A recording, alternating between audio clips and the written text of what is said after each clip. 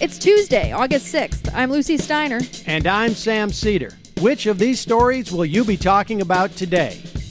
The NRA spent $1.6 million lobbying against background check expansion laws in the months leading up to the nation's latest mass shootings. Meanwhile, China confirms it will be suspending agricultural product purchases in response to President Trump's new tariffs. And lastly, AOC calls out Mitch McConnell after a picture surfaces of young men in Team Mitch shirts groping and choking a cardboard cutout of her. You are listening to Majority FM's AM Quickie, and these are the stories you need to know. CNBC reports that the NRA spent over $1.6 million lobbying against stricter background checks in the months leading up to the latest mass shootings. Wow, that's a lot of money. How much do you think the NRA would pay for a marginal comedian to be their spokesperson?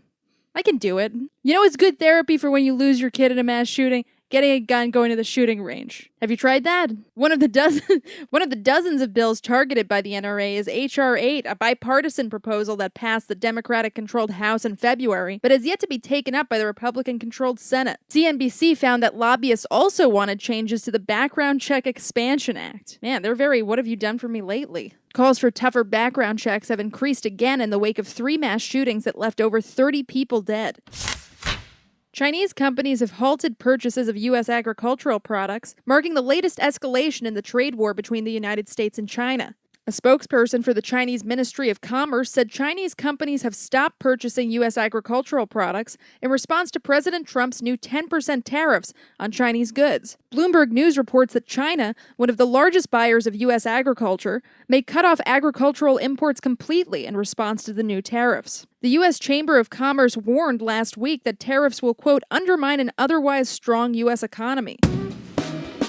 Hey, Majority.fm's AM Quickie is fueled by justcoffee.coop. Just Coffee is a worker-owned coffee roaster based in Madison, Wisconsin that has sponsored the Majority Report for nearly a decade.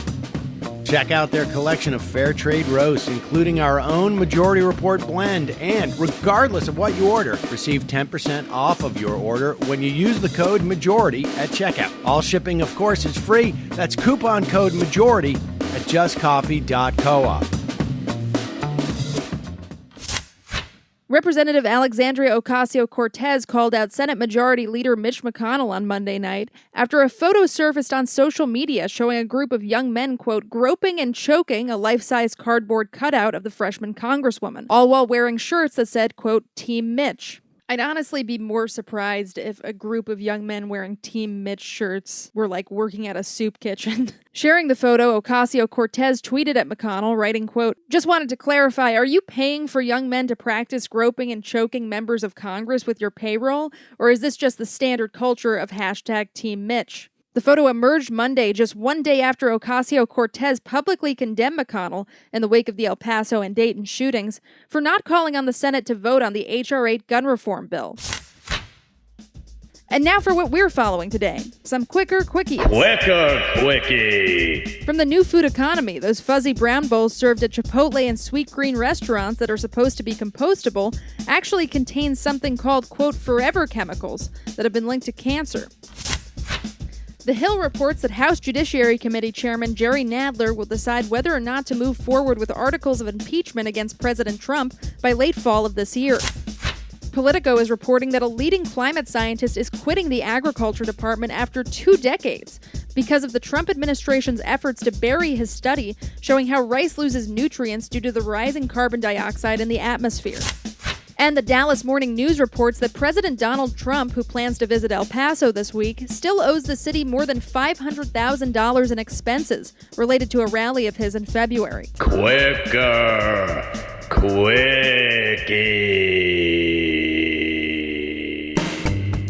That's it, folks. Thanks for listening to Majority.fm's AM Quickie. Sam? Hey, thank you, Lucie. Don't forget to check out the Majority Report today at noon for our live show or later, wherever your podcasts are found.